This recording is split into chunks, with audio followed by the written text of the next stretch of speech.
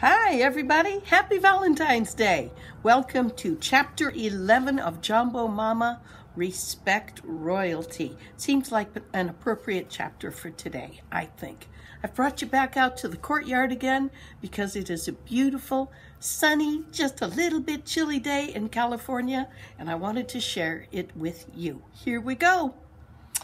Had I ever a resume that truly reflected my early experiences working, I would have been able to list a chimp tree and cheetah companion and Maridati sales clerk as my first jobs. I didn't do that, but what I eventually did bring to my resume was this: 1967 to 1971, piano and music theory at the Royal Conservatory of Music in Nairobi, Kenya. That's a mouthful. That little tidbit never failed to get someone's attention, but only if they saw the Nairobi part. This naturally would spark a conversation about non-traditional classrooms.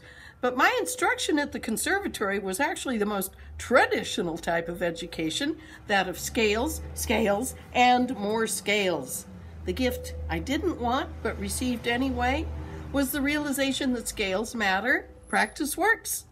I was graced with these mantras by my instructor, Mrs. Elsie Langweil. "The piano isn't going to play itself," she screamed at me when I failed to please her. Mom dragged me downtown to the School of Music the moment she discovered there was one. Nowadays, everybody's got a music school in Nairobi, but not back then. She couldn't believe our good fortune.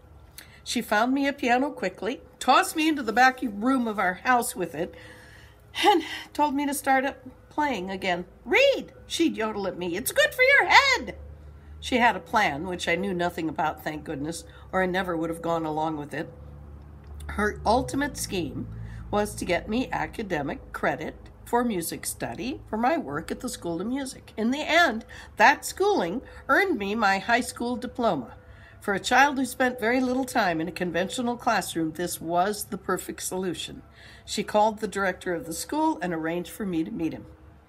The only reason I agreed to play for the man was because I had heard he had 2 pet serval cats, so I couldn't wait to interview him. He invited us into his office when we arrived at the school. I waltzed right in, looking under the piano bench for the cats. There were none. A big disappointment. But he was lovely. He served us tea. He then explained to my mother very politely that as I had no prior experience in piano study or theory or history, I would not qualify for entry into the piano study program. There, anyway. My mother retorted, "Just let her read an etude for you. Give her something to sight read."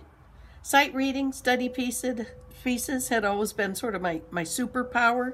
Fingering and technique, not so much. So when the director changed his mind and allowed me to enter the program, the first thing he did was wisely assign me to the tutelage of Mrs. Elsie Langweil. Unfortunately, that's the last time I ever saw him. Must have been busy with his cats. Mrs. Langweil didn't appear to be the master of anything except maybe the master of old. Perhaps the original master. She was about 4 feet tall and 200 years old. She had gray hair pulled back into a bun, and she wore the same type of belted flowered dress every week and a shawl, which was perplexing considering the heat. She had a very strong German accent to her English, and I often misunderstood her orders. We persevered as student and mentor because of the music and because of the tea served across the street. Every week, Mom picked me up from my school early so we could hit the Norfolk Hotel in time for high tea. It was so close to the school that it quickly became our favorite pastime. Ah, the Norfolk, the last truest vestige of the British colonial world in East Africa, the best part of it. Every afternoon, precisely at 4, tea was served on the veranda. My tongue is aching right now for the best little sandwiches ever. Thin slices of tomato with paper-thin pieces of really sharp cheddar cheese on thinly sliced white bread spread with sweet butter. There were pastries and tarts, fruits and creams. I so looked forward to our weekly excursion that I practiced diligently. Of course, Practicing had always just felt like playing to me, so I didn't mind, but I wasn't going to tell my coaches that. I didn't want to miss out on tea. One day, though, I really blew it. I caused my mother and my teacher a lot of unnecessary angst, which I was sorry for later when I, sobered up. Instead of joining Mom at the Norfolk, I met up with my Rafikis at the Pop-In restaurant and drank some warm Tuskers, which went nicely with the samosas. When my mom picked me up for the lesson, I was pretty Tuskered. She sniffed the air when I got in the car, and she said, "Sarah Malvina, Mickey, have you been tuskering?" "Well, sure," I retorted. "Why not?" "Huh?" she snarled. "I think you're about to find out why not. Good luck." And she sent me up the stairs to my fate. Sometimes accidental lessons happen too, yes? Mrs. Langweil was on to me almost immediately because I started to tip over and doze off during the warm-up scales. Instead of sending me packing, she had her way with me the moment I made a mistake, like 10 seconds later. She yelled, "Nine!" She karate chopped my hands and sent me flying right off the end of the piano seat. Talk about a record sobering. The Kenyan police could have learned a thing or two from Sensei Langweil. I immediately tucked my head down between my knees because I thought she was going to strike me. She was so angry. Groveling was in order, so I did. "I'm sorry," I said. "I'll do better right now." And I did. I got up and I played soberly, if not well, for the rest of the lesson. The experience scared me, even though I played it off like a tough girl. I didn't like the fact that I had been so willing to disrespect her or my mother or the piano. I eventually came to realize that Mrs. Langweil and my mother had done me quite a favor that day. Another bullet dodged. She made a huge impact on my piano study for the better forever.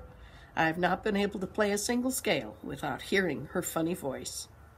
I bet Elsie's School of Musical Martial Arts is at full enrollment up in heaven. So today I'm going to do the very bravest thing I've ever done in my life in honor of Mrs. Langweil and as sort of a formal apology to her, because maybe one day I'll have the honor of running into her again.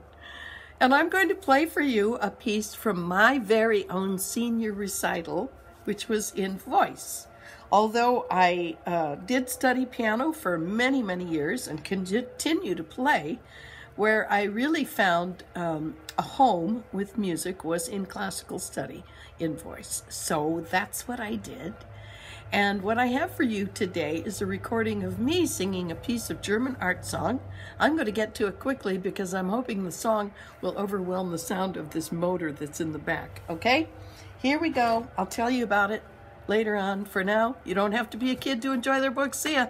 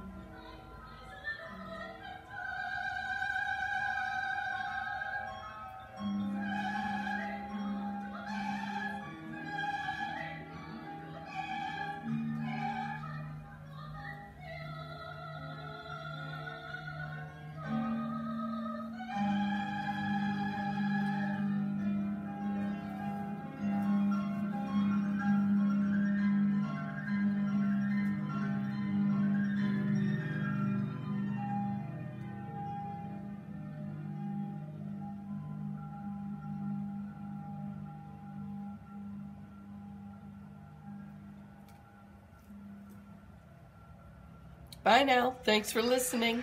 Don't forget to follow me on Jambo Mama on Facebook and Instagram and Mama Sarah's Story Time.